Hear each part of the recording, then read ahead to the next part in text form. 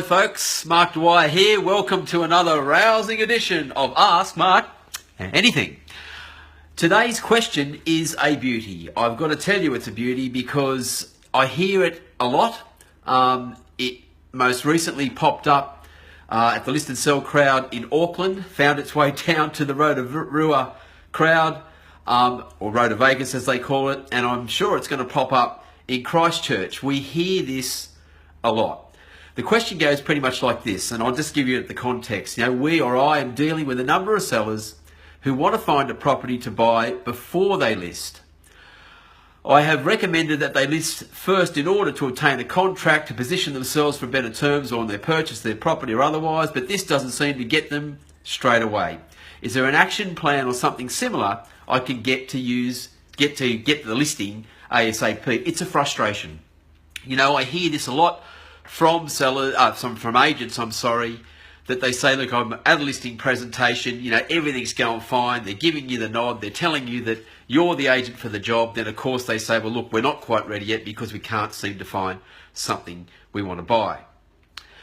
Now, what I say is, look, you know, at the end of the day, we all know as salespeople, it can find way longer to find a buyer for a property than it does takes an owner to find the home they want to buy. We've all been through this. Even if you send them looking, even if you send them out there, you know, in search of a property, invariably what they then do is, because they're not in a position, they haven't found a buyer on their own, they don't take it serious, and then they come back to you and start reporting things like, you know, the property that I want to buy, they want way more money, therefore I sort of dig in on their price, and that's another problem. But at this stage, we're trying to just get them to list the property and be on the market.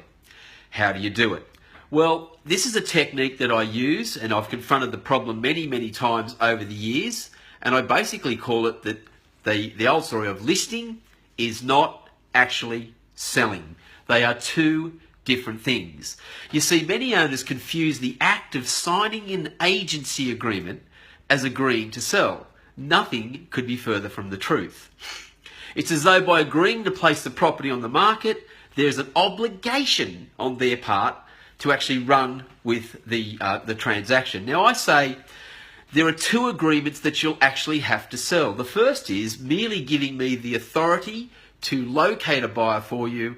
Once I've located that buyer and negotiated them to the best price, there is still no obligation for you to sell. In fact, what happens when I find a buyer, before we move to the second agreement, and that is where you do agree to sell, you have to go through a simplistic process. And what I suggest to them is the safest method of selling a property, and indeed buying one, follows a very simple 4-step process. And they tend to get this out of whack. Now, I'll just give this to you as a 1, 2, 3, 4. The first step is that you have to find a buyer for their property. So irrespective of what their aspirations are, what they feel their property might be worth, it's not until we get it on the market and we're starting to experience market value, I hope that we've picked that one up, not resting on comparative value, but actuality is market value. And market value can many times, if with the intervention of a good real estate agent, exceed that of comparison. But of course, sometimes it sits back at reality, and in rare occasions, it can actually be a little bit worse.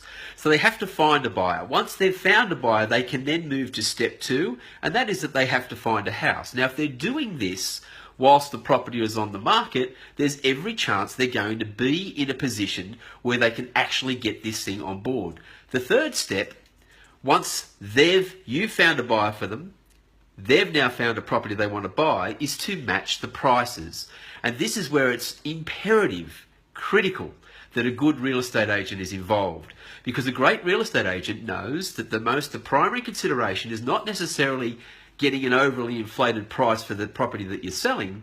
It's that the matching of the price on the property you're selling to enable them to then buy or make the move that they want to move. That's the third step.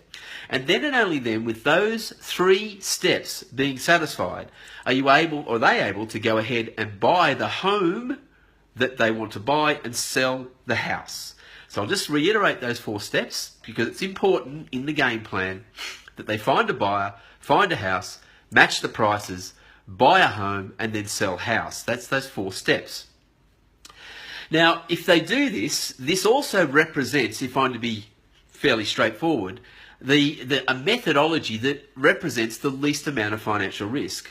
So rather than sort of arguing the point on them not having found something to buy before listing, I just say to them, look, what if you actually do find something? What if you do find something this week and you want to buy it and you haven't got this property set to go? Now, many of them, in fast forwarding their thinking, will say things to you like, well, that's okay. I've spoken to the bank, particularly at the moment with so much cheap money around. Look, it's not a problem because, if I find something, the bank's told me that they'll advance me the money whilst I'm trying to sell this. Or they often fall for the silly trap of believing that a buyer will readily be found for their property. And I don't disagree with that. But what I say is, if we do find a property in the first instance, and you then go ahead and purchase it, what part of you owning two properties at the same time appeals to you most?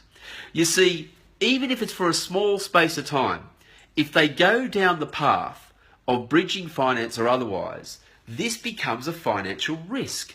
Because if they're owning two properties at the same time, they're paying for them, and effectively they're just grabbing $100 bills and torching them.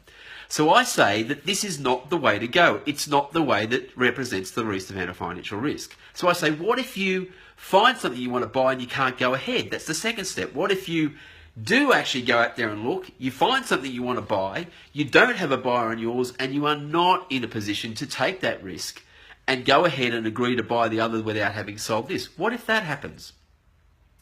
Now, I said there's no real point in doing this because the risk versus the return suggests very clearly that it's not the way to go.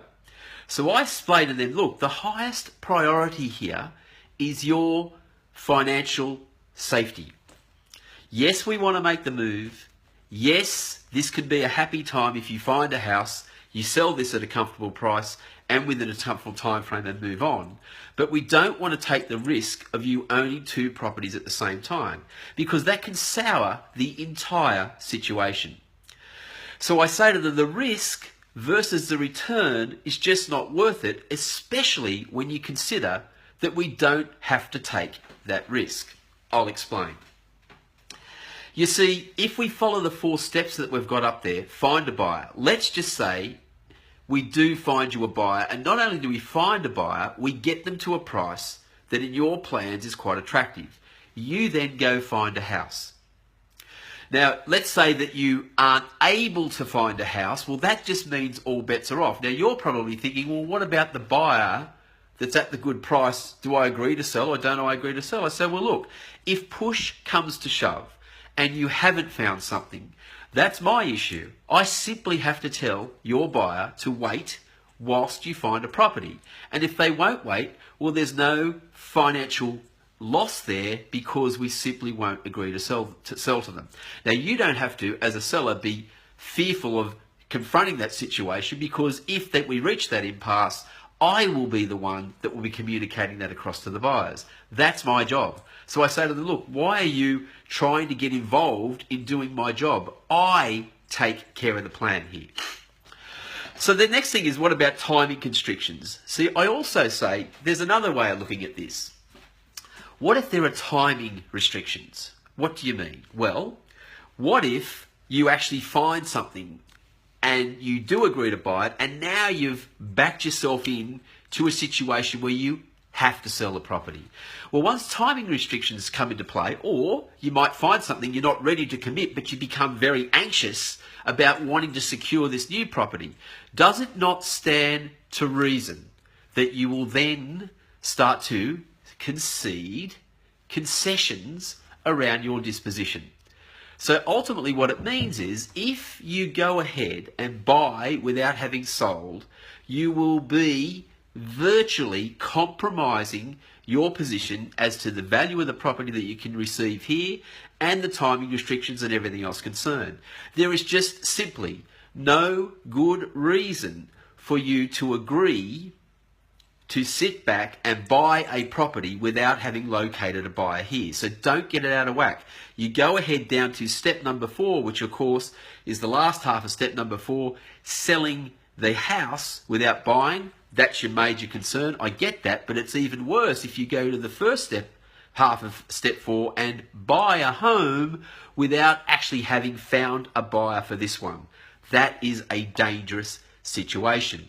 And of course, I believe that if we're given the luxury of time, we put the property on the market, and we're given the luxury of time of locating, not only locating a buyer, but locating the best buyer and negotiating them up to the best price that we can get for the property. Well, the more money that you have, that's going to give you greater negotiating power when you move to the property that you want to buy. Better still, if you get a fantastic price, it might actually have you moving into another price bracket and buying a way better property than you actually considered in the first place. From there, I start to give them similar case studies. Now, I'm sure as a real estate agent, all of us have a situation where we've actually, a seller has said that they did not want to sell their property. They did not want to list their property until they found something. They did that. Then when they found the property that they wanted to buy, not only did they go ahead and agree to buy it and go into bridging, but they found themselves in a situation where the bridging became a financial pressure that caused them to now have to sell because they can't sustain the two loans at the same time. And not only did they have to sell, they compromised their price back, and now they've ended up in a way worse financial position, all because they just simply refuse to put the property on the market. So what I say to them is, when you put the property on the market that is not actually selling, the only agreement that we're signing at this stage of the game is the agreement or the authority to create the opportunity. Once the opportunity is created, if all of the circumstances on your side of the ledger are not favourable, there is no obligation for you to move to the second agreement, and that is, of course, signing the contract where you agree to sell the property. So that's the first part, and I hope that helps. I can assure you I've used this over the years, and this has actually allowed me to overcome what I refer to as listing procrastination fairly readily with a seller. I don't panic when I hear this. I simply listen to the objection, and then I carefully explain it, even using the talking pad where they write those 4 steps out and show them how they're moving ahead of themselves and forgetting to move to that first step, which of course is finding the buyer. Then they find a house to buy, and then you match the prices. And I've got to say, step 3 is easily the most crucial, particularly where it's involved with financial pressure, because if they're a little bit touch and go, if they've overestimated what they're going to receive for their house and underestimated what's going to cost the other end, well, this of course can spell disaster if they don't follow this strategy. The second question I have comes from South Australia, where Miles Nicholson has asked me, he said, "Hey Mark, what would you do, or what would I say to a prospective vendor who says they would prefer a local agent?" Now this is pretty much a timely one, and I did ask Miles to give me a context of where this question was being asked, because to me it's critical as to whether the question's being asked in relation to getting an appointment to see the seller to list the property, or more importantly, whether or not they, or it's at the listing presentation in actually winning the listing. Now, I think it comes in 2 parts. For Miles, he was talking more in the sense that the problem was in getting the appointment. So I believe that this question really shouldn't come up. What I always say inside of the appointment, the purpose of an appointment is to create an advantage when you're on there. It's to set yourself ahead of the competition, and I can deal with that in another time frame altogether.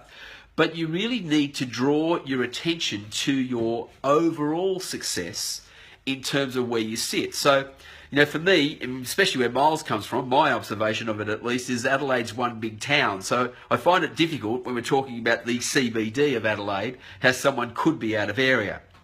But assuming it's in your target market, assuming this property is in the area where you are trying to take a 1/3 market share, and you're trying to get a foothold, well, for me, it's a listing that I want to get. So I wouldn't run the risk of getting into a sell scenario on the telephone. For me, it's merely making the appointment. So I say to them, look, I'll come down. At the end of the day, it doesn't really matter where I'm from. This kind of reminds me of a story. You know, when we were starting out with a real estate office, we were obviously relatively small, and people would come in and they'd say, well, why should I list with you as one of the small teams rather than the big guys? Well, I took on a very simplistic story then. What I would say to them is, look, you know, if you had an AFL football team, would you rather have on your side a champion player or a team of average players?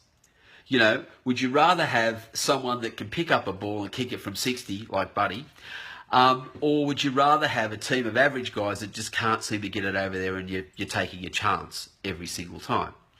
Now, the argument changed, of course, when I had a big team, because then people would say, well, why should I go with you as a big team? Because from what I could gather, we might just end up being a number, whereas if we go with a smaller team, we get a more personal service. So there's always these arguments, and this, of course, leads me to another point where I say that you've got to qualify. Is it really that you're out of area, or are they leaning toward another agent because they've impressed them more? But, you know, so to me, that's the first thing. Now, the other thing is whether or not I want it. If it's not inside my target market, I ask myself, is this really scarcity that's causing me to want this listing, that I don't have enough listings at the moment? Is it money? Am I doing it purely because I want the money? And, you know, in all seriousness, they probably are going with a better, an agent that's more localised because it is a little bit out of my area. Or is it ego? That I just can't say no, that I want to win every listing. A long time ago, I learned that the name of this game is to get 10 listings a month. And if you get 10 listings a month, you start to give less of a, pardon the French, less of a shit as to whether or not you're winning listings or not. So it doesn't matter nearly as much. So these are the questions I ask, you know. And what I then say is, look, it doesn't matter where I'm from. The focus needs to come back to my skill. The three things that I can offer you, Mr. and Mrs. Seller, that you cannot do for yourself. And quite frankly, that most agents aren't conscious of in terms of whether or not they can offer you a better service or otherwise, is the skill as a marketer. Now, I can show you marketing prowess, marketing nous, marketing understanding, and comprehension that's second to none. And these are marketing skills that you cannot, no matter how hard you try, you don't have access to the facility, you don't have access to the infrastructure that I do. So as a marketer, I can tell you right now, I can create a value perception of your property that you simply can't do for yourself. Secondly, I draw attention to the fact that I'm a skilled negotiator. I don't just talk about it, I draw the attention to the fact that my capacity as a negotiator is second to none. And then third, my skills as a communicator. You know, and then I just wrap this up by saying I draw all of the attention to my skill, rather than what's going on or where I might be located. And this reminds me of another story where I was doing a job and went in with a salesperson in another state. Now, I'd never listed or sold real estate there before. I had a license on hand, and we went into the property, and it was pretty much the first day. I was fresh off the plane. And went in with the agent, and the lady said, you know, what's the property worth? To which I simply replied, how would I know? I'm from Sydney, I just got here. Now, she was a little bit taken aback, and I said, look, but don't panic. I said, not only am I the best real estate agent in Australia, I could quite possibly be the best real estate agent in the world. And then I went on to demonstrate my competency. Now, like 45 minutes later, I left that property with the listing because I had the confidence and enthusiasm to say that.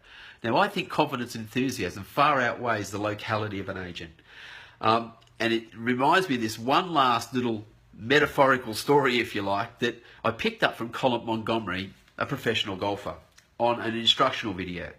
He was showing people how to hit, and I won't go into stories for those of you that don't play golf, but a 2-iron is, they say, that most amateur golfers should use this for a garden stake. And Colin's on the film, and he's got a 2-iron, and not only is he hitting this 2-iron in demonstration, he's hitting it off the back foot, which is an extraordinary thing. And he's hitting in these things consistently, and the ball's just powering out there into the horizon. Now, the commentator who's interviewing him at the time starts to critique the way Colin's standing, the way Colin's swinging the club. And Colin looks around and says to him, for God's sake, will you stop looking at me and just look where the ball is going? Now, what do I learn from that? When it comes to listing a property, it doesn't matter where you're located. It really doesn't matter, what property is sold in the area. If you can demonstrate your degree of competency and ability clearly to a seller, and you can look them in the eye and say confidently and enthusiastically that you are very good at what you do, then I believe you will be given the opportunity to demonstrate that competency and ability, and indeed that you'll get the listing. So I hope that's been another little great session. I'm sorry that I've been away. I've been tied up with Mad Sam. The hand is getting a little better. Those fingers are straightening out, believe it or not. And I look forward to, again, sharing with you, when you ask those questions, as much as I possibly can on the skills and indeed the dialogue that you can use to get this across. So thank you so much for joining me on another edition of Ask Mark Anything.